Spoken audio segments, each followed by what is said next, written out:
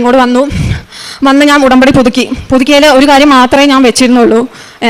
എനിക്കൊരു കുഞ്ഞിനെ കിട്ടണം. ബാക്കിയുള്ള എല്ലാ കാര്യങ്ങളും ആത്മീയമായിട്ടുള്ള കാര്യങ്ങളും മാത്രമേ ഞാൻ വെച്ചിരുന്നുള്ളൂ. പരിശുദ്ധാത്മാവിനെ നൽകി എന്നെ ശക്തീകരിക്കണം. ആദ്യം എനിക്കൊരു പ്രേക്ഷിത പ്രവർത്തനങ്ങളും കാരുണ്യപ്രവൃത്തികളും ഒന്നും ചെയ്യാൻ സാധിച്ചില്ല. അപ്പോൾ അതുകൊണ്ട് തന്നെ എനിക്ക് അതിൽ കൂടുതൽ തീക്ഷ്ണമായി പ്രവർത്തിക്കാനും അതിനുള്ള ആത്മധൈര്യം എനിക്ക് നൽകണമെന്ന് മാത്രമേ ഞാൻ പറഞ്ഞിരുന്നുള്ളൂ. ബാക്കിയൊന്നും നിയമങ്ങളായി വെച്ചില്ല. അപ്പോൾ ഒരു കുഞ്ഞ് വേണം എന്നുള്ള ഒരു ആഗ്രഹവും ഉണ്ടായിരുന്നു. അപ്പോൾ അത് ഞാൻ വെച്ചു. അതിനുശേഷം ഞാൻ 3 മാസം നല്ല രീതിയിൽ എന്നെക്കൊണ്ട് പറ്റാവുന്ന രീതിയിൽ പ്രേക്ഷിത വേലകളും പത്രങ്ങളെ വിതരണം ചെയ്യുകയൊക്കെ ചെയ്തിരുന്നു. അതിന് ഞാൻ ലാബിൽ വർക്ക് ചെയ്തിരുന്നു.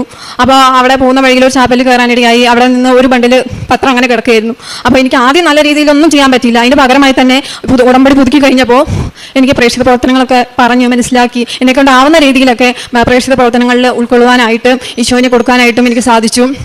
അതുപോലെ കാരുണ്യപ്രവർത്തികളായിട്ട് എന്നെക്കൊണ്ട് കഴിയാവുന്ന രീതിയിൽ വാട്സപ്പിലൊക്കെ സ്റ്റാറ്റസ് കാണുമ്പോൾ അവർക്കൊക്കെ GPay ചെയ്ത് കൊടുക്കാനും ഇതിനൊക്കെ പറ്റിയിട്ടുണ്ട്. പിന്നെ അങ്ങനെയുള്ള കാര്യങ്ങളാണ് എനിക്ക് നടന്നത്. അതിനുശേഷം ഉടമ്പടി എടുത്തു. 3 മാസം ആവാനായപ്പോൾ ഞാൻ ലൈറ്റ് ക്യാൻഡിൽ പ്രയർ റിക്വസ്റ്റ് ചെയ്തു. എനിക്ക് ആഗസ്റ്റ് 8 ആകുമ്പോൾ ഉടമ്പടി കംപ്ലീറ്റ് ആവും. അതിന് മുന്നും എനിക്കൊരു സന്തോഷ വാർത്ത കേൾക്കണം എന്ന് ഞാൻ പറഞ്ഞു. അപ്പോൾ ആ ഒരു സമയത്താണ് എൻ്റെ സഹോദരൻ്റെ ഭാര്യ കൺസീവാണ് എന്നുള്ളൊരു സന്തോഷ വാർത്ത അറിയുന്നത്. അവർക്ക് മൂത്ത മകന് 7 വയസ്സുണ്ട്. രണ്ടാമത്തെ കുട്ടി അപ്പോൾ കൺസീവായി. അപ്പോൾ വളരെ സന്തോഷമായി. ഇപ്പോൾ എനിക്കൊരു കുഞ്ഞുണ്ടായ പോലെ തന്നെയായി. എനിക്ക് ആ ഒരു വാർത്ത കേട്ടപ്പോൾ അവർക്കെങ്കിലും ആയല്ലോ എന്നുള്ളൊരു സന്തോഷത്തിൽ ഞാൻ ഇരുന്നു. അതിനുശേഷം അങ്ങനെ ഇരിക്കുമ്പോഴാണ് ഒരു രാത്രിയിൽ എനിക്കൊരു ദർശനം ഉണ്ടായി. മാതാവിൻ്റെ ഒരു 2:57 സമയമായിരുന്നു ആ പുലർച്ചെ. അപ്പോൾ മാതാവിന് എൻ്റെ അച്ഛന് വെള്ളപ്പൊക്കത്തിൽ ഇങ്ങനെ പോകുകയാണ്. അപ്പോൾ എൻ്റെ ഈ കഴുത്തിൽ കിടക്കുന്ന കാശുരൂപം അപ്പോഴും ഉണ്ട് എൻ്റെ മാലയിൽ. അപ്പോൾ എൻ്റെ മാതാവെ രക്ഷിക്കണേ, ഈ ഒരു വെള്ളപ്പൊക്കത്തിൽ നിന്ന് രക്ഷിക്കണേ എന്ന് പറഞ്ഞിട്ടാണ് ഞാൻ ഉണരുന്നത്. ആ സമയത്ത് പെട്ടെന്ന് എനിക്ക് മാതാവ് പറയുകയാണ്, ഞാൻ പ്രഗ്നൻസി കാർഡ് വെച്ചിരുന്നു. ആ സമയത്ത് ഞാൻ പറഞ്ഞിട്ടാണ് വെച്ചത്, ഇത് ഞാൻ നോക്കുകയാണെങ്കിൽ ഇതൊരു പോസിറ്റീവ് എന്നുള്ള റിസൾട്ട് ആണെങ്കിൽ മാത്രം ഞാനിത് എടുക്കുകയുള്ളൂ, നെഗറ്റീവ് ആണെങ്കിൽ ഈ ഒരു കാർഡ് ഞാൻ ഉപയോഗിക്കില്ല എന്ന് ഞാൻ മാതാവിനോട് പറഞ്ഞ് പ്രാർത്ഥിച്ചായിരുന്നു. അതിൻ്റെ ഫലമായിട്ട് ഞാൻ നോക്കി പ്രത്യക്ഷീകരണ പ്രാർത്ഥന ചൊല്ലി ആദ്യം തന്നെ. അതിനുശേഷം വിശ്വാസ പ്രമാണം ചൊല്ലി ടെസ്റ്റ് ചെയ്ത് നോക്കിയപ്പോൾ പോസിറ്റീവായി. അപ്പോൾ തന്നെ ഞാൻ ഹസ്ബൻഡിനെ വിളിച്ച് പറഞ്ഞു, ഇത് നോക്ക്, ഞാൻ വിശ്വസിച്ചു ഇത് എനിക്ക് എന്തായാലും ഉറപ്പായിട്ടും മാതാവ് എനിക്ക് നൽകും എന്ന് ഞാൻ ഉറച്ചു വിശ്വസിച്ചു.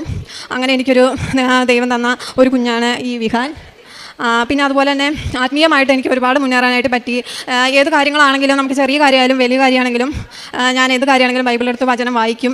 അതിലൂടെ ഈശോ എന്നോട് സംസാരിക്കാറുണ്ട് പലപ്പോഴും. പിന്നെ അതിന് ശേഷമാണ് ഞങ്ങൾക്ക് കുറച്ച് സ്ഥലം വാങ്ങണം എന്നുണ്ടായിരുന്നു. അതൊരു ബിസിനസ് ആവശ്യത്തിന് വേണ്ടിയിട്ടായിരുന്നു. അത് മാതാവിൻ്റെ പ്രത്യക്ഷീകരണത്തിൻ്റെ ഡിസംബർ 7-ാം തീയതി തന്നെ മാതാവ് ആ ഒരു സ്ഥലം വാങ്ങിക്കാനായിട്ട് അനുഗ്രഹിച്ചു. ആ സ്ഥലം കാണാനായിട്ട് പോകാൻ പറ്റി. അതിന് മുന്നേ ഇതിനൊരു സ്വപ്ന ദർശനം ഉണ്ടായിരുന്നു. ഈ ഒരു സ്ഥലം വാങ്ങുന്നതിനെക്കുറിച്ച് അതിൻ്റെ ബാക്ക്ഗ്രൗണ്ട് റബ്ബർ തോട്ടങ്ങളും കാര്യങ്ങളും ഒക്കെയാണെന്ന്. അതേപോലെ ഒരു സ്ഥലം തന്നെ ഞങ്ങൾക്ക് വാങ്ങാൻ പറ്റി.